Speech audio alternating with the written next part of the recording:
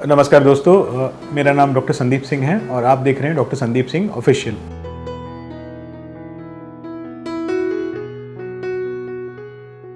आज इस वीडियो के माध्यम से हम बात करेंगे कि एसीएल सर्जरी या कि anterior cruciate ligament injury surgery का क्या कॉस्ट होता है और उसका क्या फ़ायदा नुकसान होता है अलग अलग कॉस्ट में कराने का। देखिए दोस्तों, एंटीरियर क्रूशिएट लिगामेंट इंजरी एक बहुत ही कॉमन इंजरी है जो कि हमारी नी के अंदर हल्के सी गिरने से, बाइक से गिरने से, खेलते समय जैसे कॉन्टैक्ट स्पोर्ट्स, फुटबॉल, क्रिकेट खेलते समय बहुत कॉमन होती है। तो इसका जो कॉस्ट होता है, लोग कई बार कंफ्यूज होकर आते हैं कि सर हमें बहुत डिफरेंट कॉस्ट बोले गए हैं और हमें समझ नहीं आ रहा क्यों इतना डिफरेंस है कॉस्ट के अंदर। तो जब कॉस्ट की बात आती है एसीएल सर्जरी की, तो उसके अंदर 2 या 3 फैक्टर मेन होते हैं। जो पहला फैक्टर होता है वो होता है कि आप किस हॉस्पिटल में उसका ऑपरेशन करवा रहे हैं। सेकंड होता है कि आप कौन सा इम्प्लांट लगवा रहे हैं।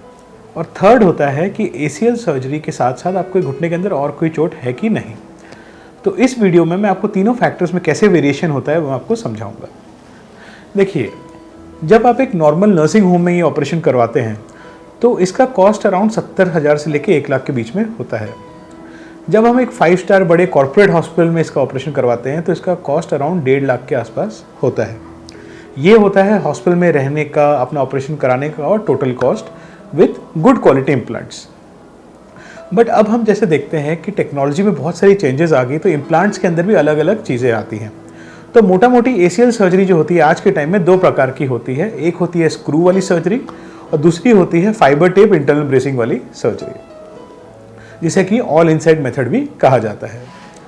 जो स्क्रू वाली सर्जरी होती है उसके अंदर डॉक्टर आपकी नया एसीएल आपका लिगामेंट बना के उसको ऊपर एक फाइबर बटन या एंडो बटन से होल्ड करता है और नीचे एक बायो स्क्रू से उसे होल्ड करता है। बायो स्क्रू हम सबसे ज़्यादा कॉमनली यूज इसलिए करते हैं क्योंकि वो बॉडी के अंदर मेल्ट हो जाता है, उसे निकालने की ज़रूरत नहीं पड़ती है।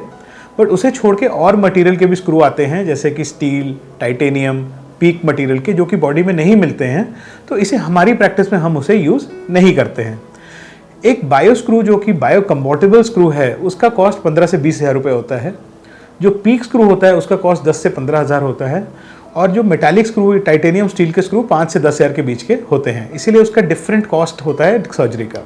जब कोई सर्जन आपको कम कॉस्ट में सर्जरी के बारे में बोल रहा है तो उन्हें ज़रूर पूछिए कि आप स्क्रू कौन सा यूज़ करने वाले हैं। अगर वो मेटालिक स्क्रू या टाइटेनियम स्क्रू यूज़ कर रहे हैं तो वो स्क्रू में पैसा बच रहा है, आपको जो क्वालिटी इम्प्लांट नहीं लग रहा है। जब हम क्वालिटी इम्प्लांट की बात करते हैं या बायो स्क्रू की बात करते हैं तो वही प्रेफरेबल चॉइस होती है क्योंकि वो बॉडी के अंदर मेल्ट हो जाता है।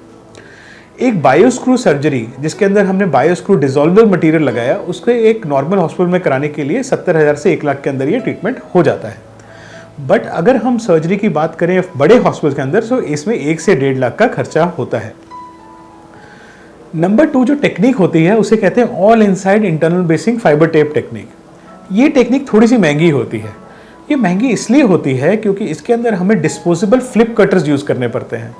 इस सर्जरी के अंदर कोई स्क्रू वगैरह का उपयोग नहीं किया जाता है। इसके अंदर हम क्या करते हैं कि आपकी जो टनल, जो एसीएल को टनल बना के जो पकड़ना होता है हड्डी के अंदर, उसे हम एक फ्लिप कटर नामक डिवाइस से बनाते हैं।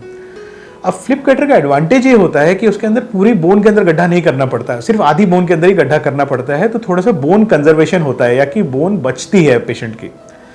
तो इसके अंदर लोड करने के लिए, लिगामेंट को पकड़ के रखने के लिए एक तरफ एक फाइबर, एक एंड लूप होती है और दूसरी तरफ एक और लूप होती है। ये दोनों लूप का कॉस्ट ही मिला के अराउंड 80,000 के आसपास होता है और साथ में जो फ्लिप कटर होता है उसका कॉस्ट भी अराउंड 30,000 to 40,000 होता है। तो हम जो देखते हैं कि जो फाइबर टेप इंटरनल ब्रेस वाली जो फ्लिप कटर टेक्नोलॉजी से जो एसीएल सर्जरी होती है उसका कॉस्ट नॉर्मल हॉस्पिटल में भी अराउंड 1.5 से 2 लाख के आसपास होता है। बट अगर हम कॉर्पोरेट हॉस्पिटल की बात करें तो 2 से 2.5 लाख रुपए का भी हो जाता है, क्योंकि वो फ्लिप कटर सिर्फ एक ही बार यूज होता है, हमें एक बार यूज करके उसे डिस्कार्ड करना पड़ता है। बट उसके अपने फायदे हैं क्योंकि उसकी वजह से आपकी बोन कंजर्वेशन होती है। थर्ड नंबर जो सर्जरी होती है उसे हम बोलते हैं, जो डिफरेंस होता है सर्जरी के अंदर कॉस्ट, वो होता है हमारे जो एसोसिएटेड इंजरीज। सिर्फ एक एसीएल इंजरी होना बहुत ही अनकॉमन होता है। एसीएल इंजरी के साथ हम ज़्यादातर देखते हैं किसी और लिगामेंट की इंजरी जैसे एमसीएल, एलसीएल, मेनिस्कस की इंजरी या पोस्टीरियर क्रूशिएट लिगामेंट की इंजरी एसोसिएटेड रहती है। तो बहुत ही कम एसीएल सर्जरीज होती हैं जिसके अंदर हमें सिर्फ एक ही सर्जरी करनी पड़ती है एसीएल वाली और बाकी कुछ सब कुछ नॉर्मल होता है।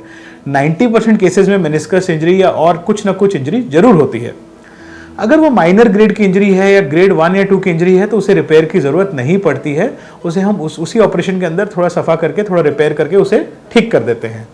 बट अगर वो बाकी लिगामेंट्स भी ग्रेड 3 की हैं या मेनिस्कस का कंप्लीट टेयर है, जैसे अगर आप अपनी एमआरआई देखते हैं उसके अंदर लिखा है पोस्टीरियर हॉर्न मेनिस्कस टेयर या कंप्लीट मेनिस्कस टेयर, तो उसे भी यंग एज में रिपेयर करना बहुत ज़रूरी होता है।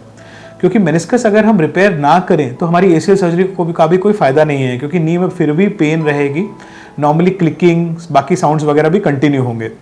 तो हम जब भी सर्जरी करते हैं, एमआरआई में तो हम जरूर पढ़ते हैं, बट जब भी हम सर्जरी करते हैं कैमरा से आपकी एसीएल की, उस टाइम पे हम बाकी सारे स्ट्रक्चर भी जो नी के अंदर देखते हैं, इसको बोलते हैं डायग्नोस्टिक आर्थ्रोस्कोपी। मतलब हम बाकी सारे स्ट्रक्चर्स देख लेते हैं कि ठीक है कि नहीं।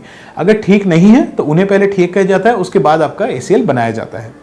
तो अगर हम बात करें मेनिस्कस इंजरी होगी अगर आपको इसके साथ, तो मेनिस्कस इंजरी का भी अपना एक अलग कॉस्ट होता है। हम देखते हैं हमारी प्रैक्टिस में एक बड़ा मेनिस्कस टेयर के अंदर भी 25 से 30 हज़ार का कॉस्ट आ जाता है। तो इसको आपको अपने नॉर्मल कॉस्ट से इंक्रीज करना है। तो अगली बार अगर आप कहीं जाएं, आपको अगर एसीएल इंजरी, आपको या आपकी किसी जान पहचान को एसीएल इंजरी है और आपको वेरिएबल कॉस्ट मिल रहे हैं कि कोई डॉक्टर बोल रहा है 80 हज़ार में कर देगा और कोई डॉक्टर बोल रहा है 2 लाख लगेंगे, तो घबराइएगा मत। ये समझिए कि वो हो सकता है जो डॉक्टर ज़्यादा बोल रहा है वो एक नई टेक्नोलॉजी से करने की कोशिश कर रहा है और शायद आपके लिए वो ज़्यादा बेनिफिशियल हो।